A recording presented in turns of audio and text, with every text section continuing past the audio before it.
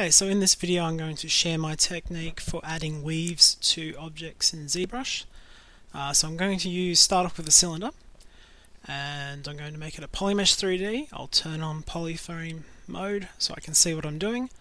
I'm going to switch to my Z modeler, then I'm going to hover over one of these polygons, hold space, and I'm going to go delete, and I will do a flat island. And this lets me delete the top and the bottom real quick. So the next step is to hover over another polygon, hold space, and we'll do polygroup, polyloop. So with this little orange line pointing up, tap new polygroup. And I'm just going to do that all the way around on alternating polygons. So there, oops, wrong way, undo. Yep, this way, there we go. Rotate it around and up and up. Wrong way again, up, and there, and there, and there. And if you're having trouble, like sometimes you, if you leave an edge action on, it messes up the rhythm, so I always turn it on to do nothing, just to keep it out of the way. Okay, there we go. So while it's still in one piece, I'm going to do a divide, and then another one, and then I will delete my lower. And on one of these alternating groups, I'm going to hold down space, I'm going to go to delete polygon, and I'll do polygroup all, and bam, they're all gone. So now I've got this series of vertical lines going around. If I turn on double mode, going around a cylinder. So now to get my weave, I need to do a deformation, and I'll do a twist. It has to be on the y-axis and not the z-axis, and I'll just give it a little twist. Okay, so we're half done. The next step is to go to subtool and then do a duplicate, and on this duplicate we're going to Control W to get a new polygroup, and then we also need to do deformation mirror. Okay, and now you can see they're going in the opposite direction, which is fantastic. So back up to subtool and merge down. Yep, okay. Okay, so here is my weave template, and the next step would be to give it a name to make it easier to find in your menu. So I'll call it weave. Okay, so now I need my shape to project it on. So I'm going to use the simple sphere, make it a polymesh 3D so we can edit it, then come down to append, and there is weave. So I'm going to make it appear in the center of the sphere. So I'm going to hold shift and click and drag on my move tool, grab the top and shrink it down so it just sits in the middle. So the next step would be to use project to get it to conform to that shape. I probably have to put up the distance. Let's see. Yep, only that small center section projected, so undo. I'll turn up my distance to about 0.4, and yep, 0.4 is pretty good. Okay, just to make it easier to see, I'm going to put on transparency mode, switch back to my sphere, hold Control Shift and then hold Alt, and I'm just going to hide these polygons. There we go. So if I turn on transparency, it all matches up. I'll switch back to my weave, and I'll just turn off I'll turn off the lines on polyframe so I can just see the colors. In fact, I'll even switch it off red wax. There we go, that's a little bit clearer.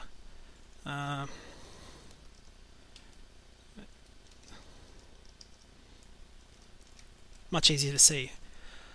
Okay, so the next step is to get my overlaps in. Now I've tried a couple of different techniques. The first one I thought of was move topology brush, and then clicking on a polygroup and just holding the Alt key and pulling it out, and then pulling it in and out and in, and that works pretty well. But you don't get like a really consistent distance, I guess. You know, it's up to you. It's up to your hand, and it does take a little while to set them out up above and below. So what I found was a little easier was to use morph targets and the morph brush. So I'm going to store a morph target, going to go to Deformation and I'll do an inflate a little bit. Depends on how much I judge it by looking at it. Now I'm going to switch my morph target back. Okay, so it's all back to normal. I'm going to use a mask. So holding Control Shift, tapping on a polygroup, then tapping Control on the background to make a mask. And now if I switch to my M and then O for morph, which is just here, I should be able to. So normally I would probably divide it to make it a little bit smoother, but it won't really matter. And now I just need to go to alternate groups and just I'll just go over a little. There we go, and just tap a couple of light strokes following the shape to make it overlap. I might even just make a mask. I'll just turn off view mask so it's not as distracting, and just alternating groups. When I'm done, I'll do a smooth, either a polish or polish by features. Oops, undo, it's this one here.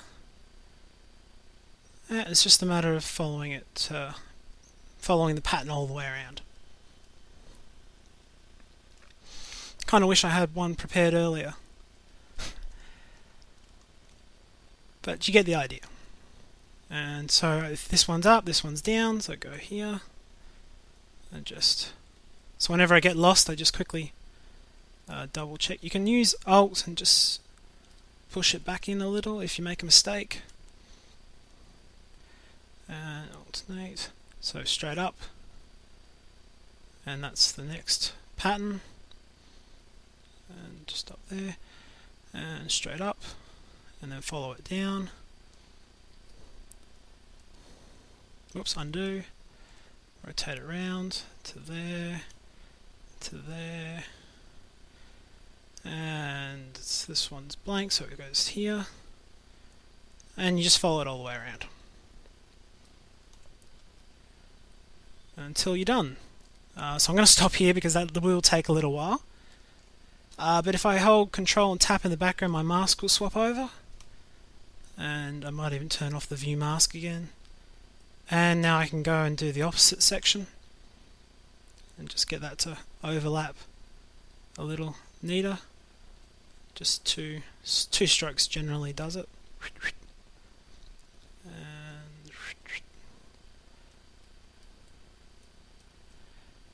And I guess that sort of feels like it does take a long time, but it doesn't take nearly as long as using the Alt and move topology. Because you know it's accurately going to push out to a certain distance.